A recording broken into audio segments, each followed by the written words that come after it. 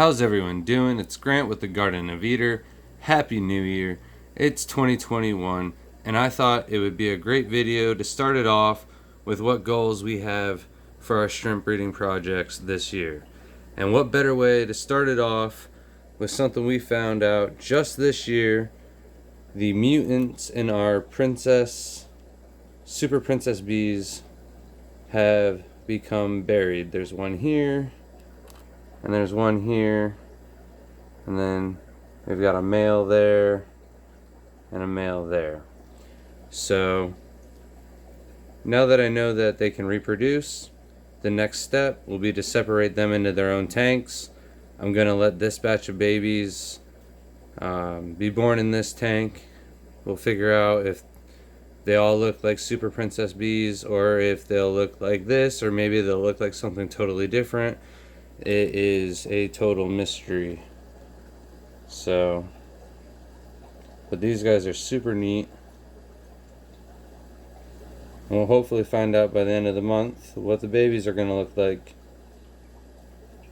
and then we'll move them into the new tanks once we get Layla's room set up.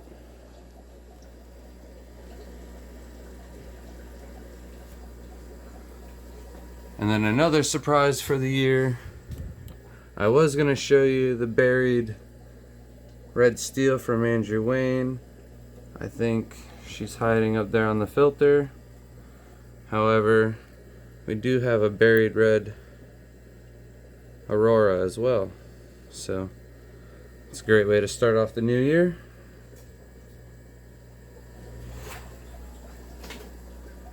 Three types of new shrimp that are berried up for us.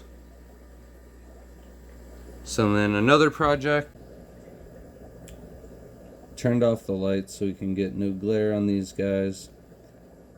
But the main project for this tank is going to be the snowflake. So, Shrimp is so upset he can't be on camera. But we are going to go for as many dots as we possibly can. This tank, the next time you see it, will be completely different. Anyone that doesn't have spots on their body, like this shrimp right here, is going to go into our other tank over here. Even though some of these have the body spots, I'm just going to leave them in here. I'm not going to move them over. I like the genetics in here, mainly because of the boas, but they also have the most potential to throw more snowflakes for in the future. So we will be doing a heavy culling, especially on these blue steels. I think there's even a couple red steels running around too. Those got to go as well. So main goal is to get more shrimp like that one right there with the dots on the body, or more shrimp with the nice golden color on the back. So now we'll move racks. I'm sorry, shrimp. You breathe like a 400-pound man. You can't be on camera all the time. He's a good boy though. We've got the blue bolts, not what I meant to pull up to. We've got our tank tie here. The main star of the tank is this green steel we've got going on. So the goal of this tank for the year is to move out the rest, call out any males if this is a male. If it turns out to be female, then I will try and keep the lightest color blue steel most likely, and the rest of the steel females. Everything else will leave. If it's a male, I'll probably keep all the females and get rid of all the males, just to pass on this genetics. This is the same genetics as this tank right here, and we are getting more greens in this tank as well. So in this tank we are going to be pulling out the green like that one right there. There's a couple more running around. It's still kind of a jungle in here. I think we got one right there. But with this genetics, as well as the cull tank for these guys that are kind of yellow King Kong-ish, I'll take all the females out of there, and hopefully one of these greens will be male and we get a female, and everything else has got to go just like the tank over there next to it. And hopefully by the end of the year we'll have 1 or 2 solid green Caridina lines, maybe even 3 if we can get the green tigers going a little bit stronger. But that's it for this rack. Now we're at what I would say is my biggest project rack going on right now. These are my F8 Tybes that I'm trying to go for the boa look on a Tybee. This needs some heavy culling, but the potential for this tank is just very high.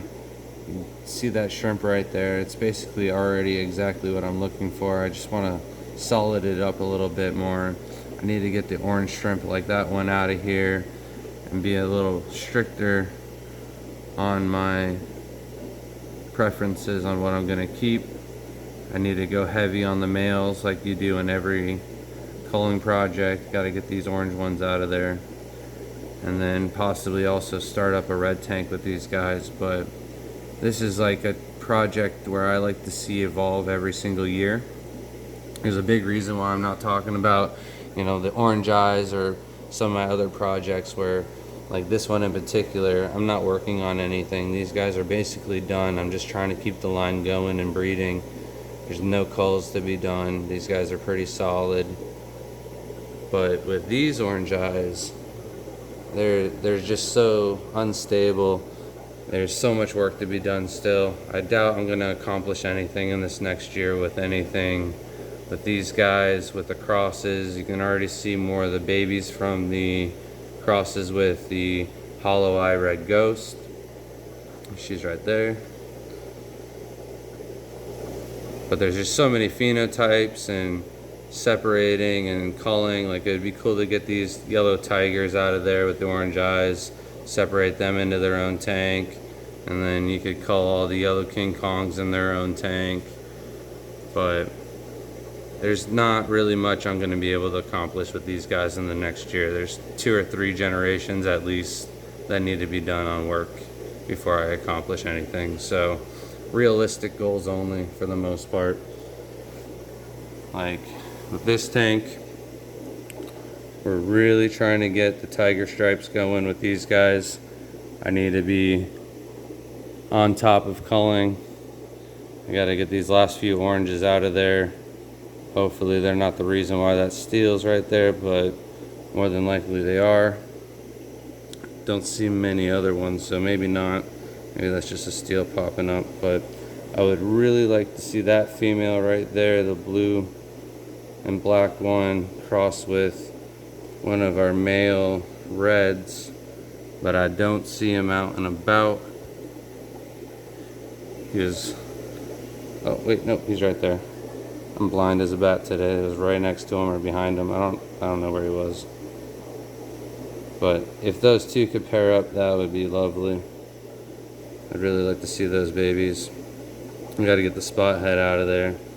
Same with this tank. I got to get some of the spot heads out. But I can definitely pair these guys off and separate them into the blue and blacks and the white and reds. And that's definitely doable this year. And I think I can really stabilize the back line and get these guys out for sale within this next year. So that's definitely doable. Something that might be doable, but probably not. These green tigers, that one's looking more green than usual on camera today. That one's blacker on camera, but just trying to get a nicer, deeper green tiger colony. That's the real goal. Not get so many oranges, which if you look at some of the other tanks and some of my old posts and pictures, they were pretty orange heavy. So every generation is a step in the right direction so far. And last but not least, for the shrimp, and yeah, I said for the shrimp, we've got a nice little surprise for you after this tank. But I would like to do a couple things with this tank. I would like to make my own line of steels. I would like to take all the reds and separate them into their own tank. as well as make some blues. And when I figure out what these black ones are going to turn out to be as adults, if they're going to look blue, if they're going to look black, I definitely like to separate those off into their own tank and get those going, because I just crossed these with red steel and the cheetahs, or golden bees and the cheetahs, and these guys popped out. So very interesting to see where I can go with those. But this line, they breed like ants. They're wildfire. So many babies in the tank. I've sold quite a few. But definitely a couple projects that I think are definitely doable in this year 2021.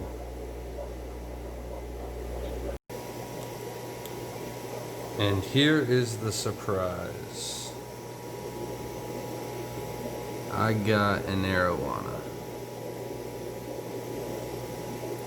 He popped up at the auction. I think I got him for $32. He was so cheap. Or she. I'm not sure. But I've wanted an arowana. It's in my top 5 species of freshwater fish that I've always wanted to keep. So I've got it in the 55-gallon planted tank with Shelby's longfin Danios. I've got some bloodworms for it.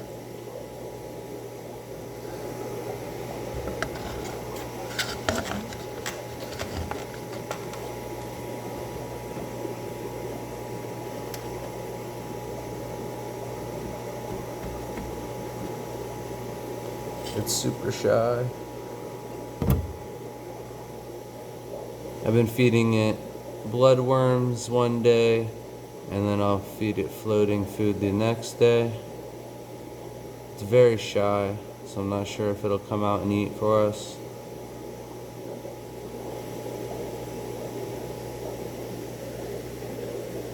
But they are top water feeders, so I don't want to feed it just bloodworms. They tend to float too fast.